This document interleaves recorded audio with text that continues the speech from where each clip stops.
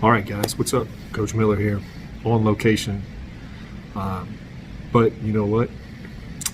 We have to do the Wisdom Wednesday anyway, because I'm committed to making you a better person.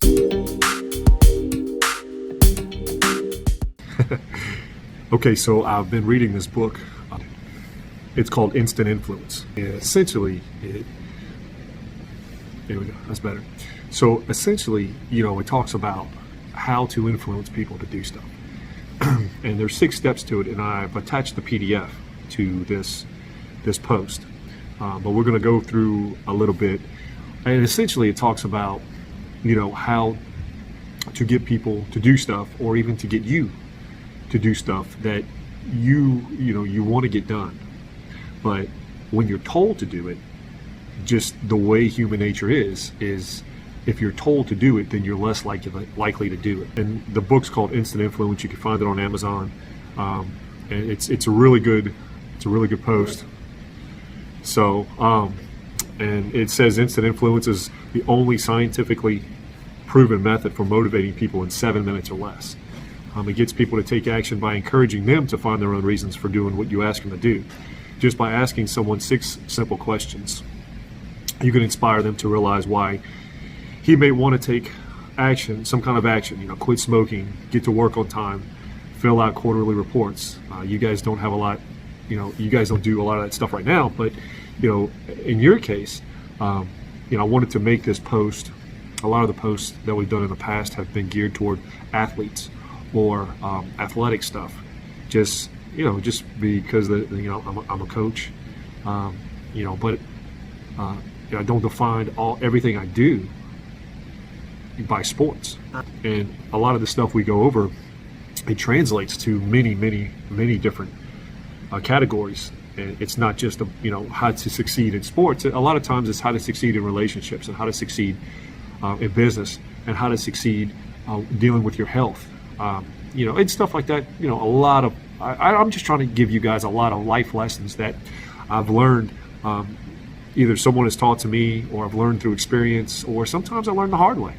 I was not always as wise as I am now, and I'm not saying I'm the smartest person, on the planet, but I've learned some lessons, and hopefully I can teach them to you guys at this age, and you'll have a head start over what I had, or some people have at this age. Okay, enough of that. When we talk about this process, the key is that it's based on 3 principles. Number 1, no one absolutely has to do anything. The choice is always yours. Everyone always has enough motivation. Okay, and focusing on a tiny bit of motivation works much deeper than asking about resistance. So if I told you, hey, you need to go do this, by me giving you that command, even though you may know you need to do it, you're less likely to do it just because I asked you to do it. And the people who wrote this book, they've done a lot of research on this, and then it's basically based on the law of psychological reactance. And what that says, it's a big word, but what it says is the first principle: no one absolutely has to do anything. The choice is always yours. It's a response to the law of psychological reactance. If someone tells you to do something, you probably won't feel like doing it, even if you might otherwise have wanted to. Widely studied by Jack and Sharon Brim since 1966, the law has long been the bane of managers, healthcare professionals, parents. In fact, the harder the person tries to get you to do something, the more he yells at you, insists, threatens you with dire consequences, the less you are going to want to do it, and the less likely you're going to actually do it. And I have 3 kids, and I've seen this happen. If I want to get one of my kids to do something, and I tell them, if it's the same thing, I say, okay, well, why do you think you need to do that? And they tell me, and I say, okay, well, it's up to you whether you want to do it or not. Okay. Or if I say, you're going to do that, or you're going to be grounded, you need to go do that, I'm going to get my belt, blah, blah, blah, whatever. Well, they usually end up doing it if I give them the choice and say, okay, well, if you want to do it, you can. But I made them think about the benefits of doing it versus me trying to force them to do it. They're less likely to do it. So, all right, so this basically goes over 6 steps. We'll go through them quickly, okay? Step 1, why might you change, right? Or if you're trying to influence yourself, why might I change? If you're trying to get yourself to do something, okay? And it's why might you change? That's what you ask that person. And then step 2, how ready are you to change?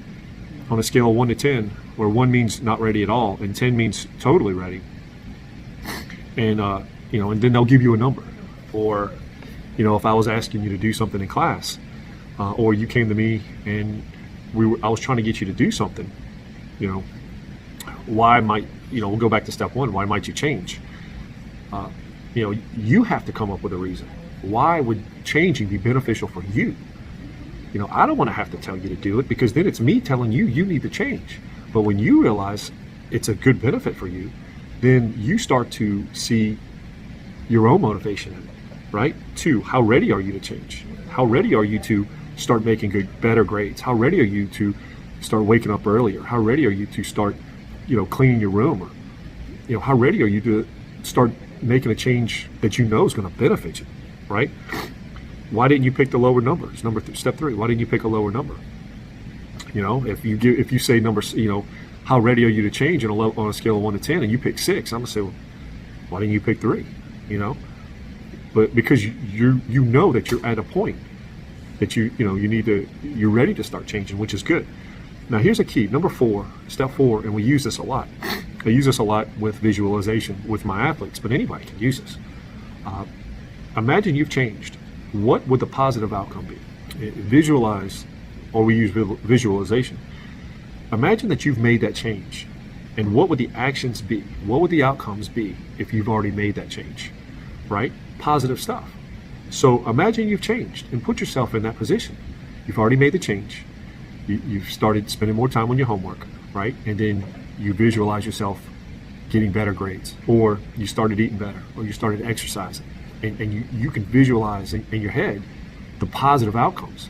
For the sports, you spent some more time in the weight room, or you spent more time in the batting cages, or learning your plays for football. And you can visualize all the good outcomes, right? If you don't play sports, you've spent more time preparing to do stuff that you would like, that you like to do, you want to get better at, and you know what you need to do to get better. So think about what it would be like if you've already did the work. Number 5, why are the outcomes important to you? Okay, why are getting better grades important to you? Why is eating healthier important to you? Right, you feel better, you're not as sluggish, you start to look better, you have more energy. What's the next step, if any? Is number 6. Step number 6, what's the next step? You've already determined why this is good for you. Okay, you've already imagined what it would be like if you've changed. Okay, you've already determined why is this important to you. So I don't have to tell you anything. You've already decided you want to do this. You've already decided why it's important to you. So what's the next step? What are you going to do about it? Okay, so that's how you self-motivate when you know that you need to do something. Or if I'm asking you to do something in class, I may ask you some of these questions. I don't want to have to say, go do this, because then you're going to say no. It's just the way it goes.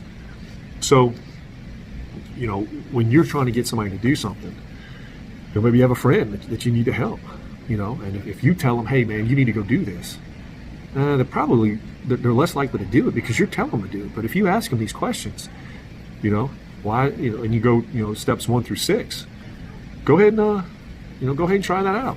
You're trying to be a good friend to them. Okay, so we went through that. Read through the PDF and give me some feedback on this.